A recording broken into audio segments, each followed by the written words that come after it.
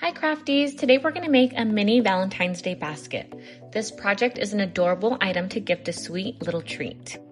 For the base of my basket, I'm going to be using my absolute favorite red cardstock and ornament from Encore's matte foil line.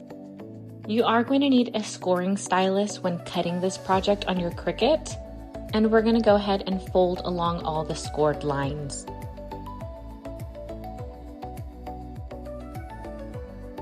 Make sure you get in there and fold the tabs as well, as that's going to be where we apply the glue.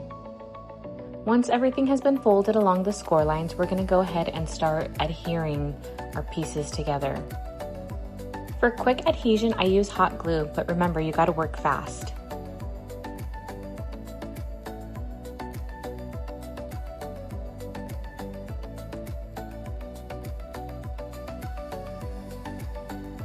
Once all of our tabs have been glued together, you have this cute little basket. Now we're going to go ahead and decorate the front.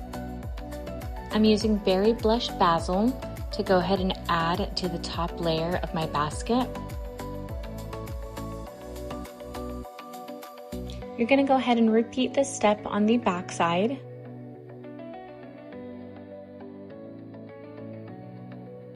Once both sides are complete, we're going to go ahead and start building our little cherry charm that's going to go on the basket. For the stem, I'm using Moss Green Wow No Shed Glitter from the Encore line. And for the bow, I'm using both Berry Blush Basil and Hot Pink Textured from Encore. My cherries are going to go ahead and be Ornament Red Matte Foil from the Encore line again.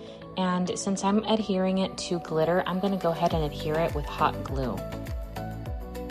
I seriously love this combination of specialty cardstock. I hope you enjoyed making this project with me.